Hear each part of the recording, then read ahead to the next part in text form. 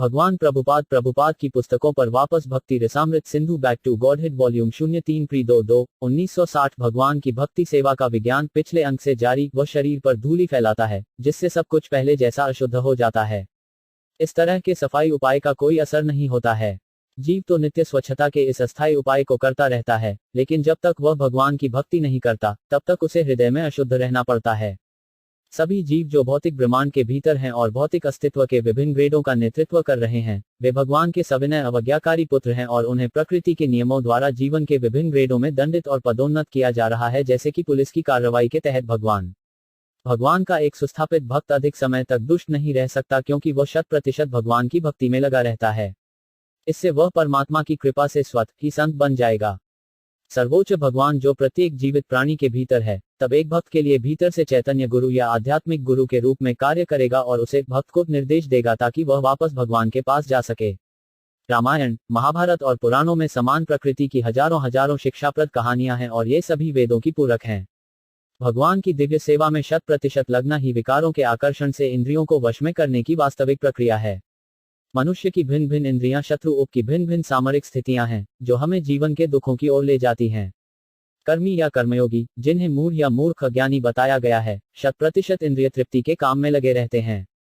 क्योंकि इच्छा, क्रोध और लोभ जैसे सैनिकों के साथ विकारों का गढ़ मन है, इंद्रिय तृप्ति का अर्थ है श्री वाइस के आदेश का पालन करना। ज्ञानी या मानसिक सट्टेबाज दार्शनिक कर्मियों की तुलना में हजार और अधिक बेहतर हैं, क्योंकि वे इंद्रिय तृप्ति की वास्तविक स्थिति को समझ सकते हैं और इसलिए इंद्रियों की स्थूल गतिविधियों को नियंत्रित करते हुए सूक्ष्म रूप में इंद्रियों को नियोजित करने का प्रयास करते हैं। इस कार्रवाई से मिस्टर वाइस घिर जाते हैं और उन्हें कुछ समय के लिए रोक दिया जाता है। योगी इंद्रियों को वश में करना चाहते हैं या श्री वाइस पर सीधा हमला करना चाहते हैं और इसलिए योगी ज्ञानियों से 1000 गुना बेहतर हैं। मुक्ता या मुक्त आत्माएं अभी भी ज्ञानियों से 1000 गुना बेहतर हैं और मुक्तों के लिए योगी श्री वाइस के हमले से पूरी तरह मुक्त हैं। और मुक्तों के ऊपर शुद्ध भक्त स्थित हैं जो न केवल श्री वाइस को इंद्रियों के गढ़ों से दूर भगाते हैं, बल्कि सर्वोच्च भगवान के कब्जे के लिए इंद्रियों की सीटों को भी संलग्न करते हैं। इंद्रियों का राजा मास्टरमाइंड है। इंद्रियां घोड़े की तरह हैं और मन इंद्रियों को निर्देशित करने वाला प्रशिक्षक है। इसलिए भक्त सबसे पहले मिस्टर वाइस कोचमैन को मन की सीट से हटा देते हैं और श्री कृष्ण के चरण कमलों को कोच पर रख देते हैं। जब श्री कृष्ण अर्जुन के रथ के कोच बन जाते हैं तो दुर्योधन नामक श्री वाइस के हमले का कोई डर नहीं होता है। संजय के शब्दों में भगवत गीता इसकी पुष्टि इस प्रकार करती है, जहां सभी शक्तियों के स्वामी श्री कृष्ण हैं और जहां अर्जुन जैसा गुरु भक्त है, वहां निस्संदेह आशीर्वाद, जीत, प्रभाव और नैतिकता है। इस तरह हम दोषों के मूल कारण को दूर भगा सकते हैं। इसलिए यदि हम प्रभाव, जीत और नैतिकता के आशीर्वाद के साथ पुरुषों का एक शांतिपूर्ण समाज चाहते हैं, तो भक्ति सेवा का एक स्ट्रोक सभी को एक ट्रेन में ला सकता है, जैसा कि आगे लेखक द्वारा समझाया जाएगा। पाठ 25 याद पद पंकज पलाश विलास भक्ति कर्म श्याम ग्रथितम उद्ग्रथ्यंति संतः तड़बत न रिक्मातायो यतायो निरुधा श्रोतोगणस्तम अर्ण भज वासुदेवम। अंग्रेजी समानार्थी यद वह, पद पैर, पंकज कमल, पलाश पंखुड़ी, विलास भोग, भक्ति भक्ति सेवा से, कर्मशयम फल कर्म का स्रोत, ग्रथितम गहरी जड़ें, उद्ग्रथ्यनि उठाने का कारण, संता भक्त, तड़बत जैसे कि न नहीं, रिक्माताय भौतिक आसक्ति से मुक्त, यतायो भिक्षु निरुद्ध नियंत्रण से, श्रोतोगण इंद्रियों, तम उसे, भज सेवा करते हैं, वासुदेवम भगवान के व्यक्तित्व की सेवा करते हैं।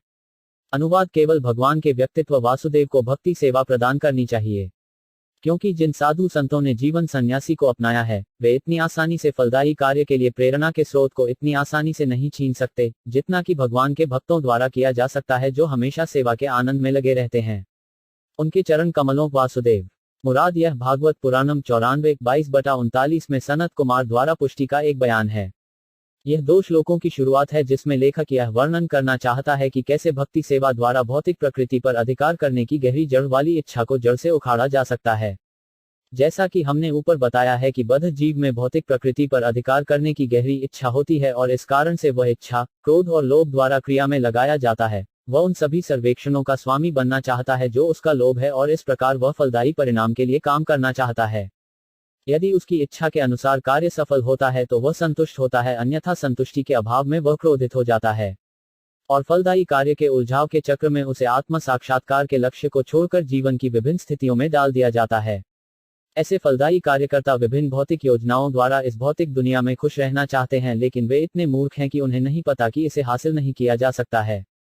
इसलिए ऐसे कर्म कई प्रयासों के बाद और संयोग से प्रकट शास्त्रों में बताए गए नियमित फलदायी कार्यों को करने से एक विद्वान व्यक्ति बन जाता है कि फलदायी कार्य उसे खुश नहीं कर सकता है। फिर वह बड़ी सावधानी से इंद्रियों को संयमित करके परम सत्य की खोज करता है और बन जाता है या तो ज्ञानी या योगी।